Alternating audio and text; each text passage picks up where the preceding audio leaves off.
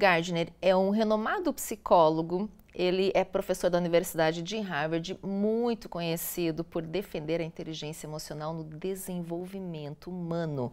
Ele acredita que essa habilidade emocional é essencial para o sucesso pessoal e profissional de todos nós. Esse é um assunto que eu irei abordar aqui nesse nosso videocast. Eu sou Soraya Fess, eu sou jornalista pela revista IS Estratégias e Soluções e apresento para vocês o nosso entrevistado, Armando Terrible Filho, e olha só o currículo dele. Fundador e diretor da Imparium, pós-doutor em metodologias e gerenciamento de projetos pela Unesp, doutor em educação pela Universidade Estadual Paulista, pela Unesp, mestre em administração de empresas pela FECAP de São Paulo e bacharel em matemática na área de tecnologia e informação pela Fundação Santo André. Formação complementar em inteligência emocional em Nápoles, na Itália, e liderança emocional em Madrid, na Espanha. Pensa que parou por aí? Ele também atua em consultoria de negócios e na área de gerenciamento de projetos. Além disso, é professor em diversas universidades, inclusive nos cursos de MBA da USP-Exalc, de gestão de projetos e gestão escolar. Professor, seja muito bem-vindo. Tudo bem? Tudo. Olha, eu li uma parte, na verdade, do seu currículo, mas eu gostaria que você comentasse um pouquinho mais sobre a sua carreira nesses dois mundos, no acadêmico e também no mundo empresarial. Legal, Soraya. Em primeiro lugar, agradeço aí pela oportunidade. Eu acho que são mundos complementares, né? Mundos que têm uma união, né, saudável. Eu acho que o mundo acadêmico nos traz aí o sabor da pesquisa, né, da busca, do conhecimento. Né? Enquanto que o mundo empresarial nos leva ao mundo mais pragmático da aplicação. Então, acho que são duas áreas que se fundem e eu, felizmente, consegui, né, durante toda a minha carreira e minha trajetória, atuar tanto no mundo acadêmico quanto na área empresarial, atuando em multinacionais. Né? Uhum. Bom, você veio de uma área relativamente técnica, gerenciamento aqui de projetos, né? Mas você fez uma guinada para a área comportamental de soft skills. Conta um pouquinho para nós. Não chega a ser uma guinada, né, Soraya? Na realidade, a área de gerenciamento de projetos, a área de gestão, é uma área técnica, né? Uma área técnica. Só que a gente percebe hoje em dia que o técnico por si só, ele não sobrevive. Eu digo assim, você fazer um cronograma e colocar na parede, qualquer pessoa faz isso. Né? Hoje você tem ferramentas, né, muito fácil para você fazer um cronograma. Você pegar post-its coloridos e colocar num quadro, qualquer pessoa faz isso. Mas para você fazer esse cronograma ou esses post-its virarem uma entrega com qualidade, no prazo, com custos, você precisa ter outras habilidades que não técnicas, como capacidade de liderança, capacidade de negociação, você tem que saber se comunicar com a sua equipe, você tem que saber se comunicar com fornecedores. Então eu não fiz nenhuma guinada, eu acho que eu busquei aquilo que eu acho que falta para a área técnica. Tanto que a gente diz cada vez mais, né, que a área técnica ela continua sendo necessária. Sim. Mas ela por si só não sobrevive. Agora, por que você foi buscar sua formação na Itália e na Espanha?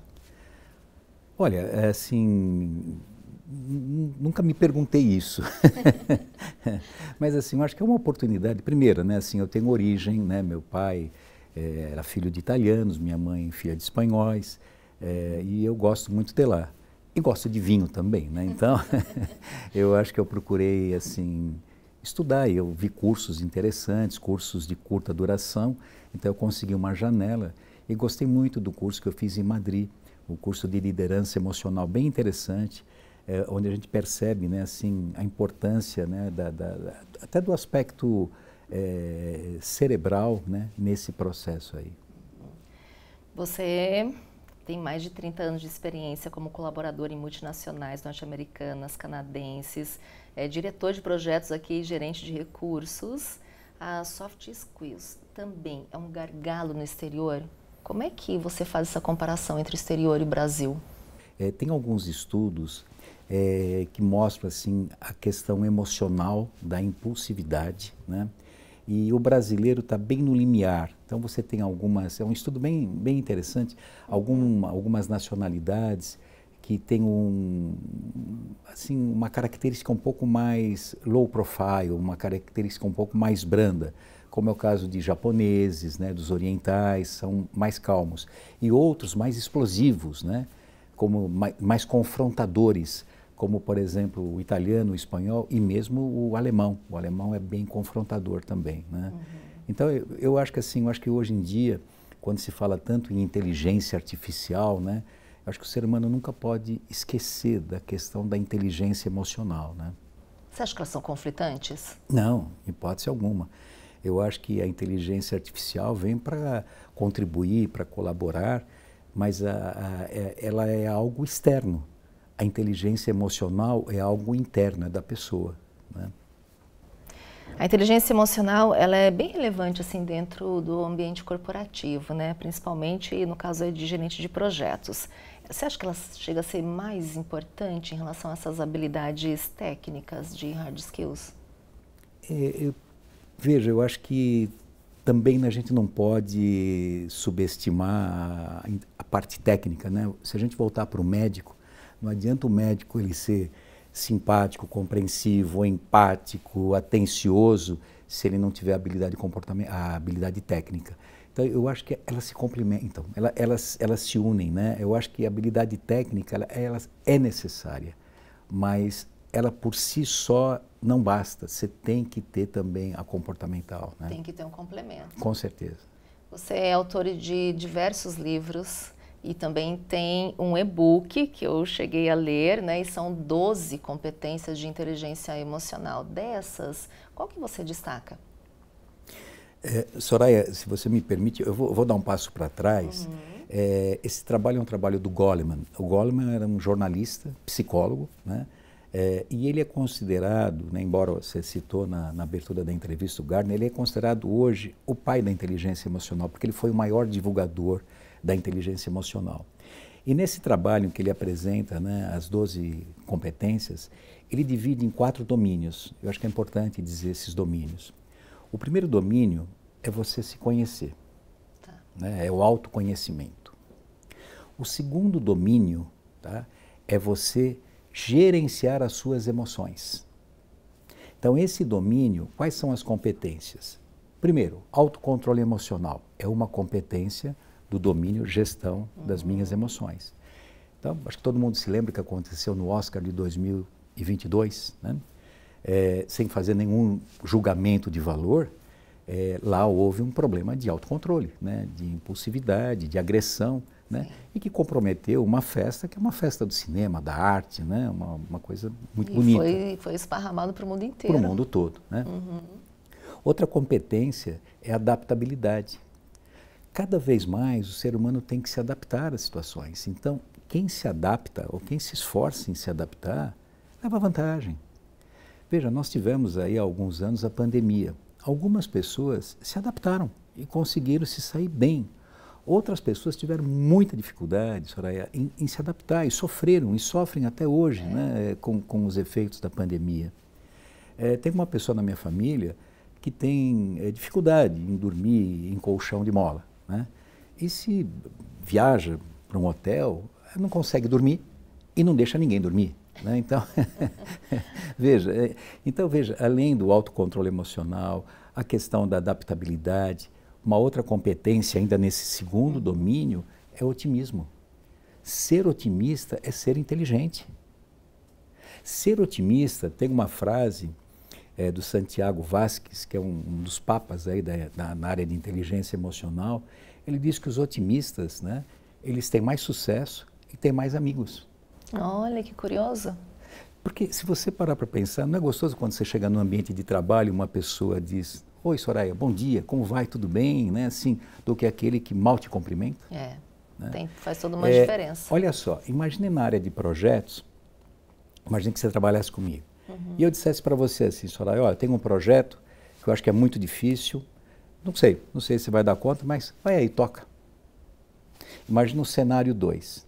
"Soraya, tem um projeto aí que é bem difícil, mas eu acho que você tem condições de fazer e eu estou aí para te apoiar se preciso for". Completamente diferente. O conteúdo é o mesmo, É. mas não eu estou passando que eu acredito em você e que eu estou do teu lado para te ajudar. Eu não estou falando que o projeto é fácil, né? Então, é uma postura otimista, né? Então, isso faz parte da inteligência emocional. O terceiro domínio, veja, o primeiro domínio é eu me conhecer. Tá. O segundo domínio é eu me gerenciar. O terceiro domínio é eu conhecer as emoções de quem está do meu lado. Então, é primeiro a autoconsciência social, né, a consciência social e a empatia. Então, a empatia é quando eu percebo o sentimento dos outros. E, infelizmente, quando se fala em empatia, se fala, eu me colocar no lugar do outro. Não é isso não, gente. Quando você fala eu me colocar no lugar do outro, eu estou me colocando no lugar do outro carregado de emoções. Não é isso. O que se fala hoje de empatia é eu entender o que o outro está sentindo. É diferente. No ambiente de trabalho, imagina que você tem lá na tua equipe um funcionário, um colaborador, uma colaboradora diz que o filho está doente. O que é uma postura empática profissionalmente? É você entender que aquele profissional talvez tenha que ser mais cedo, talvez não produza como ele produz, né? Talvez ele fale diversas vezes ao telefone. Isso é uma postura empática, né? E você até fala, olha, se você precisar sair, você fica à vontade e tal. Quer dizer, isso é uma postura empática. O que é a postura não empática? Eu invadi. O que teu filho tem? O que está acontecendo com ele? Né? Olha, eu tenho um médico que conhece... Isso não é, eu entrei no problema da pessoa. Então, a empatia é eu entender respeitosamente o que o outro sente. E não entrar no sentimento do outro. Olha a diferença. Né? Porque a nossa abordagem que a gente ouve não é essa.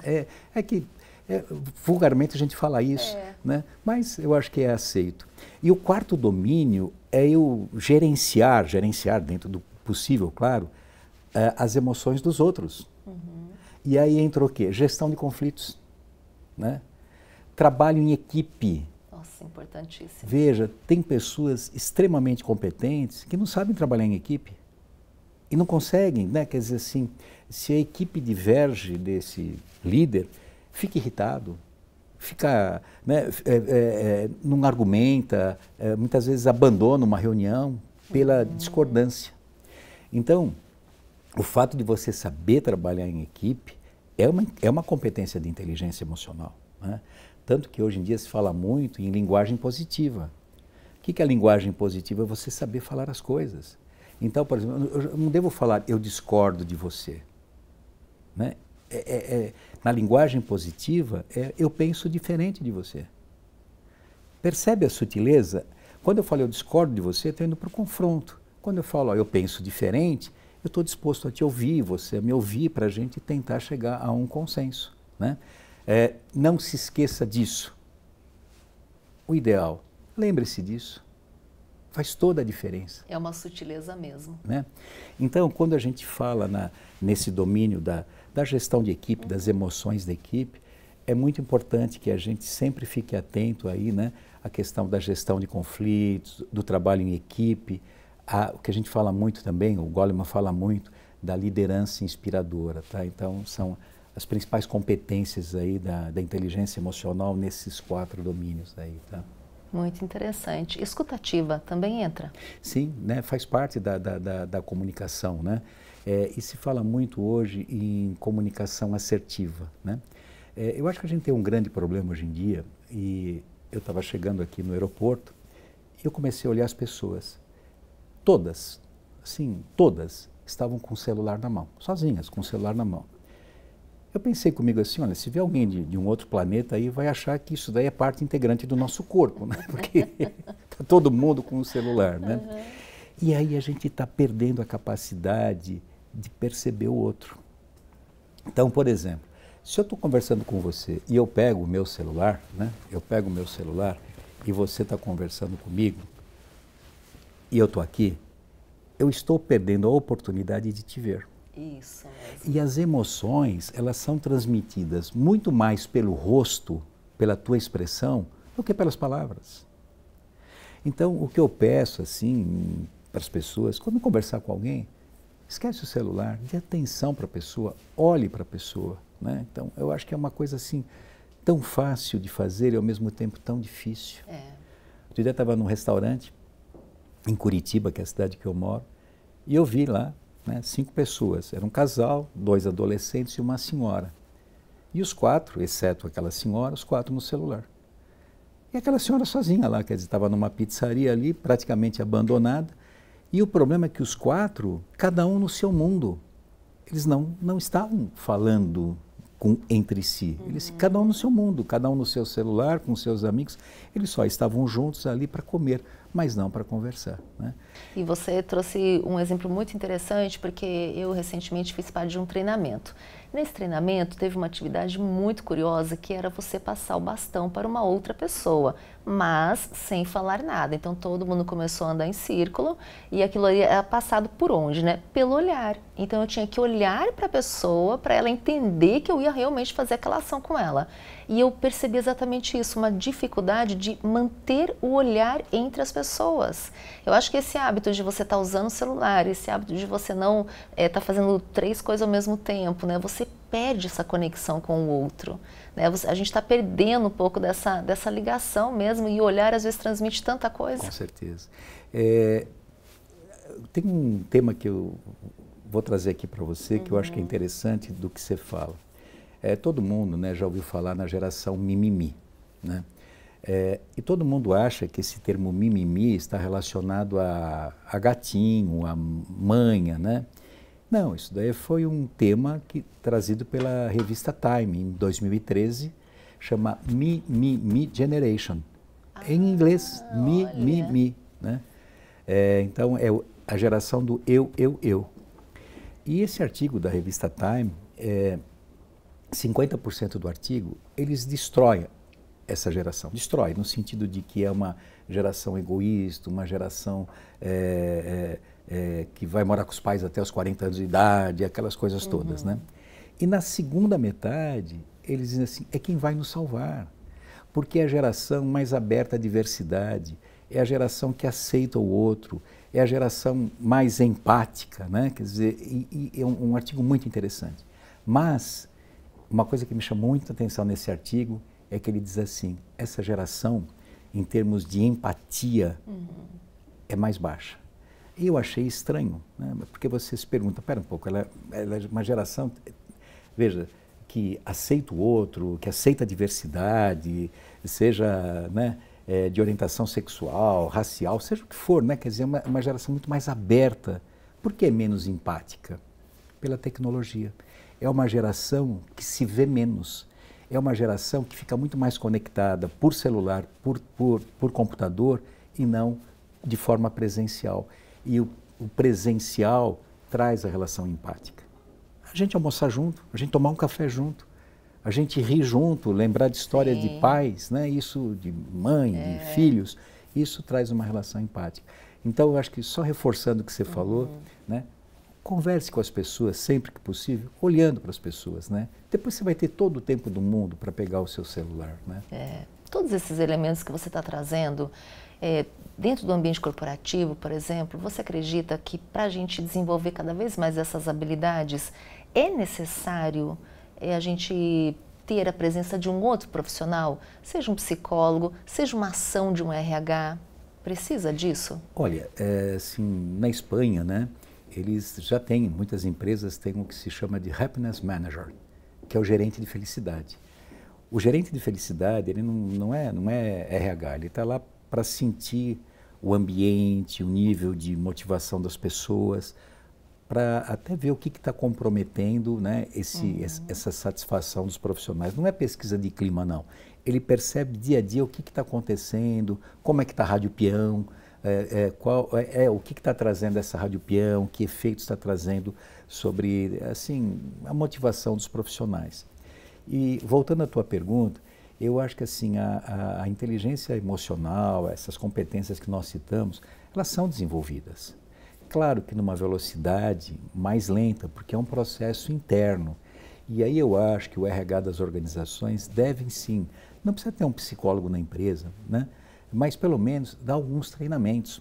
Assim como você citou, né, do treinamento que você participou, esses treinamentos eles têm muitas dinâmicas. E é por meio dessas dinâmicas, né, que a gente consegue perceber e assimilar, né, alguns conteúdos, né? E por isso que eu digo assim, eu acho que a primeira coisa é a gente se conhecer, né? e depois a gente praticar isso aí. Então, eu acho que as empresas podem e devem investir, sim, no desenvolvimento dessas habilidades comportamentais dos profissionais. Tá? Essas habilidades da inteligência emocional, no caso, entre outras habilidades, aí, elas se aplicam na área de projetos, que é também a sua especialidade. Mas quais outras áreas a gente podia estar implementando? Em todas, né? Em todas? Todas. Veja, você pega, por exemplo, uma sala de aula. Né? Imagina uma sala de aula com 50 alunos. O professor tem que ter inteligência emocional. Né? Porque ele tem que se adaptar muitas vezes ao ambiente. Às vezes ele dá aula em várias instituições. Ele tem que ter otimismo, tá certo? Ele tem que ter autocontrole emocional. Ele tem que ter empatia, muitas vezes, para entender, já no domínio 3 lá, né, o contexto socioeconômico que ele está. Ele tem que fazer gestão de conflitos. Ele tem que conseguir estimular o trabalho em equipe. Então, todas as áreas se aplicam. É o que a gente estava dizendo, é transversal, né? Não é algo de uma determinada área. Né? E por isso que eu acho que vale a pena, sabe, Soraya, a gente investir no nosso desenvolvimento, porque qualquer área que você queira trabalhar, a inteligência emocional, ela vai junto. E ela não é perecível ao tempo, ela não tem data de validade. Porque acho que antes a gente admirava pessoas que tinham uma verbalização, uma boa comunicação, né? E hoje eu acho que a grande valorização está no poder da escuta, alguém que ouve. E está um pouco mais desafiador encontrar alguém que ouça o que você está dizendo. Veja, tem um tema interessante, o trabalho do Goleman, que ele fala sobre os estilos de liderança. Né? E esses estilos de liderança, eles estão muito ligados à própria inteligência emocional, a essas competências que nós comentamos. Então ele diz assim que existem 6 estilos de liderança. Então ele fala que existe o líder visionário, que é aquele que dá a direção, né, que sabe, né, faz com que a equipe perceba, né, esse caminho. Você tem o líder, né, treinador, que é aquele que ajuda as pessoas a se desenvolver, está sempre preocupado com isso e faz com que os objetivos dos projetos ou da organização estejam conectados com os objetivos pessoais dessa pessoa. Existe o líder afetivo. O líder afetivo é aquele que acolhe, aquele que no momento de crise ou que alguém está em sofrimento, ele traz, ele abraça, ele defende, ele protege. Né? Existe o outro líder, que é o líder democrático que você citou. O líder democrático não é ouvir todo mundo. O líder democrático é aquele que ouve pessoas mais experientes naquele assunto, para tomar a decisão. A decisão é dele, não é dos outros. Então ele escuta para a tomada de decisão. E existem 2 outros líderes que não necessariamente são positivos. Um deles é o modelador. O modelador é aquele que tem um alto nível de exigência com ele e com os outros. Então, como ele tem um alto nível de exigência com ele e com os outros, muitas vezes ele estressa a equipe. Por quê? Porque ele põe a régua lá em cima, ele quer alta qualidade, então ele acaba cansando um pouco a equipe. É bom, mas em alguns momentos pode se tornar negativo. E o líder coercitivo, né, o mandão. Né? Ninguém gosta de um líder mandão, mas o líder mandão, em determinadas situações, ele pode ser positivo, sobretudo em momentos de crise. Quando você tem uma crise, né, o líder autoritário, coercitivo, muitas vezes ele entra, ele dá a direção e fala, é por aqui e faz a coisa acontecer. Né? E aí o Goleman, ele faz um comparativo nesses 6 estilos de liderança, aí, ou, né, uma associação com as competências da inteligência emocional. Então você pega, por exemplo, o líder afetivo. O líder afetivo ele tem que ter uma empatia altíssima. Né? Ele tem que ter o quê? Otimismo alto, né? Quer dizer, todas aquelas competências, algumas são bem marcantes para ele. O líder treinador, o que ele tem de grande característica? Claro, ele tem que ter também a empatia, mas ele tem que ter o quê? A liderança inspiradora, o mentoring, o coaching. Então ele tem trabalho em equipe, né? Então é um trabalho bem interessante do Goleman em que ele associa, né, assim, a esses estilos de liderança as competências da inteligência emocional. E ele diz mais, ele diz que nós somos os 6 líderes numa única pessoa. Claro, alguns com características dominantes, mas é como se fosse um jogo de golfe. No jogo de golfe você tem tacos diferentes, né? Assim, de acordo com o terreno. Então, subida, né, um aclive, declive, grama, areia, tiro de curta distância, longa distância. E ele diz que nós, gestores, também fazemos isso.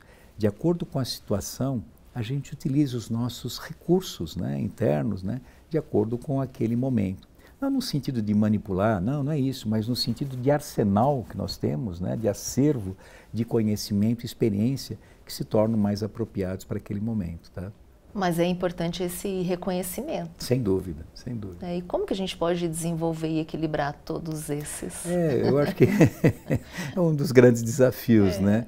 Mas eu acho que o primeiro deles é a gente ter consciência, né? Consciência, eu acho que é o primeiro momento. E o segundo é busca, né? Então, acho que a gente tem que ter consciência, primeiro, de si, né?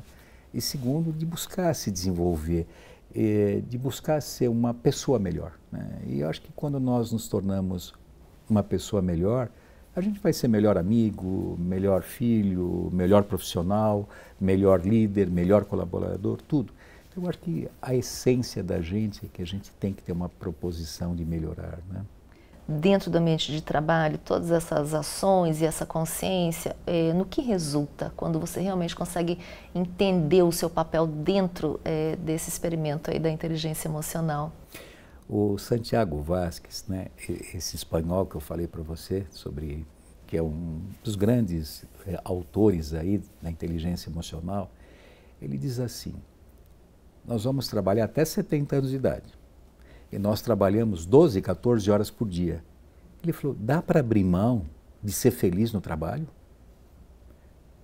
Se a gente abrir mão de ser feliz até os 70 anos, 14 horas por dia, nós vamos ser infelizes.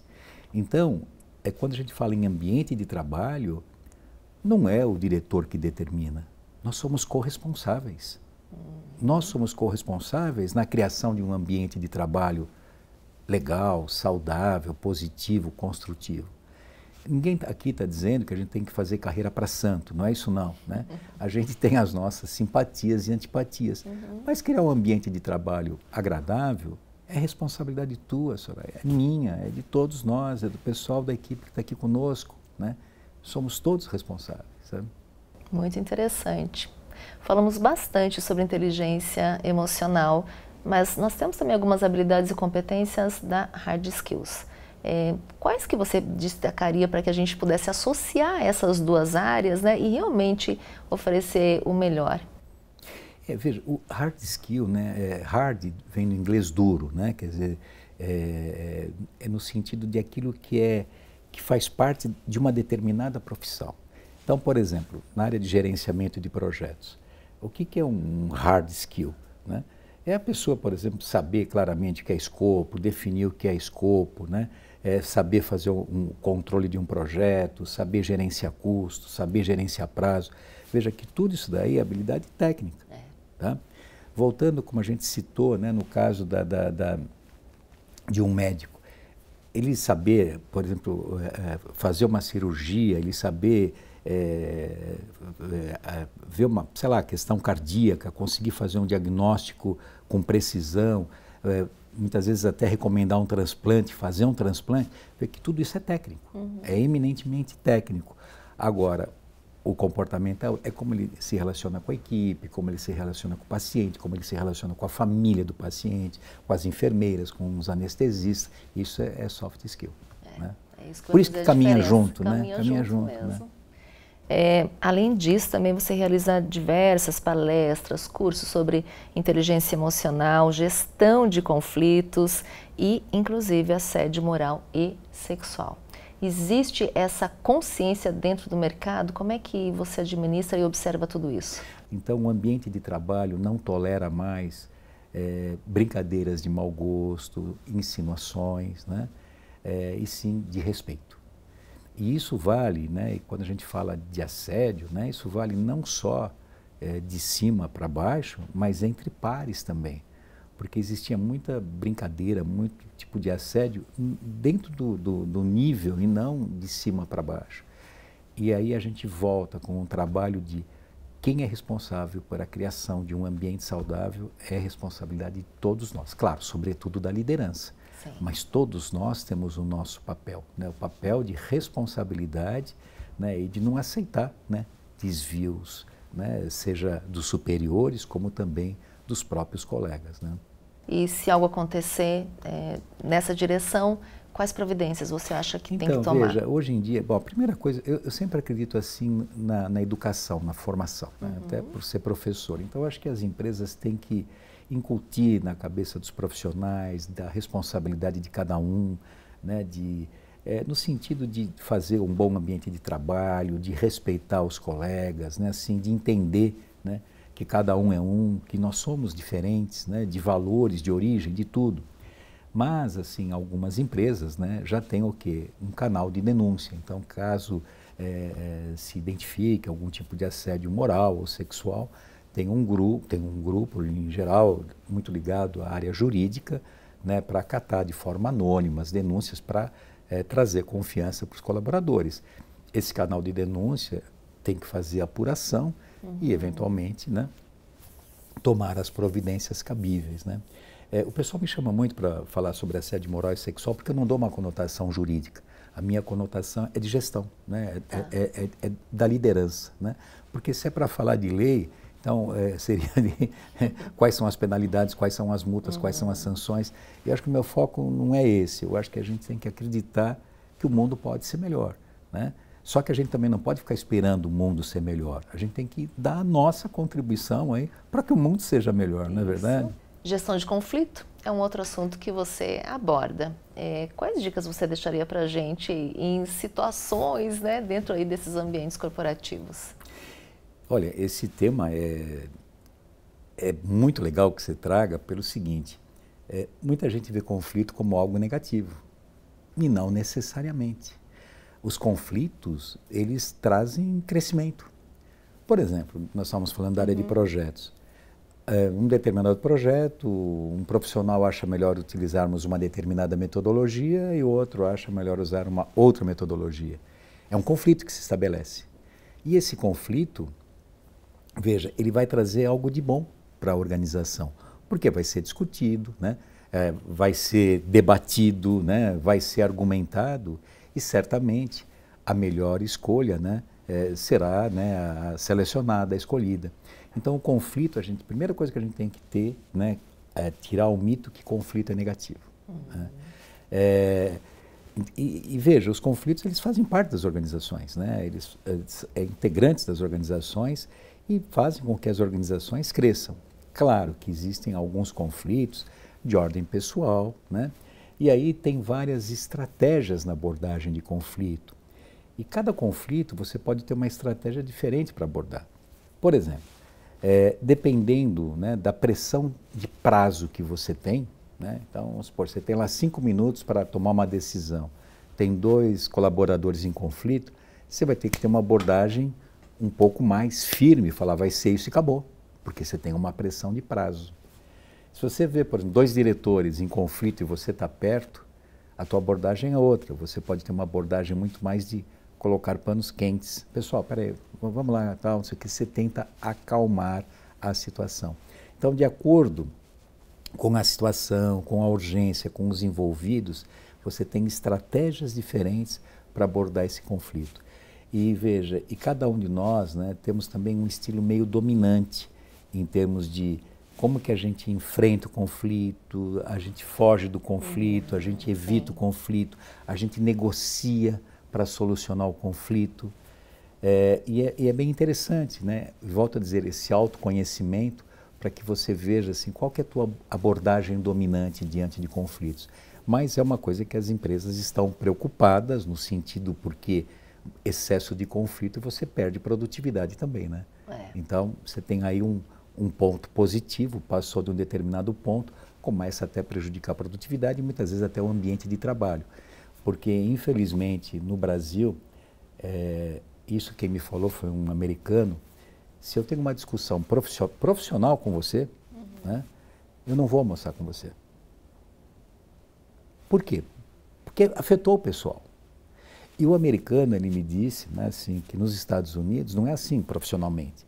Se eu tenho uma discussão profissional com você, você achar que é A, eu acho que é B, a gente sai para almoçar. Olha e a gente sai para almoçar e a gente não vai falar nem de A nem de B, a gente vai discutir, vai conversar de outros assuntos.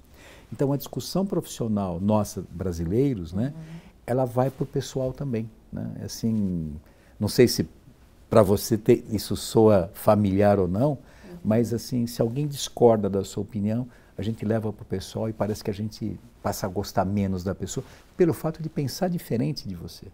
Né? É cultural. É cultural, é cultural. Bom, para encerrarmos aqui essa nossa conversa enriquecedora, eu gostaria que você deixasse uma dica para quem nos acompanha. Olha, eu acho que assim, a gente primeiro tem que agradecer a vida, né? Que nos deram, seja Deus, os pais, seja quem for. E aproveite dessa vida, né? Quer dizer, use essa vida, faça dela o melhor que você puder, para si e para os outros. Eu acho que essa é a nossa caminhada, é chegarmos, né, num dado momento e falar o que eu fiz, né? Quer dizer, por isso que acho que todo mundo tem que ter assim um propósito, né? Um propósito do que você quer da vida, né? Assim, e lute por isso, né? Eu acho que a luta só nos engrandece e nos faz cada vez mais fortes, né? Quero agradecer então esse nosso querido entrevistado que trouxe uma riqueza de detalhes maravilhosa. Eu espero que você aproveite cada dica, cada reflexão aqui passada, coloca aí em prática no seu ambiente, coloca em prática também nas relações pessoais, que eu tenho certeza que juntos vamos evoluindo cada vez mais. Acompanhe aqui a revista IES, compartilha com outras pessoas, que vai com certeza enriquecer muita gente aí com esse conteúdo, tá bom? Bom, nos vemos em breve e eu estarei aqui aguardando por vocês. Até lá!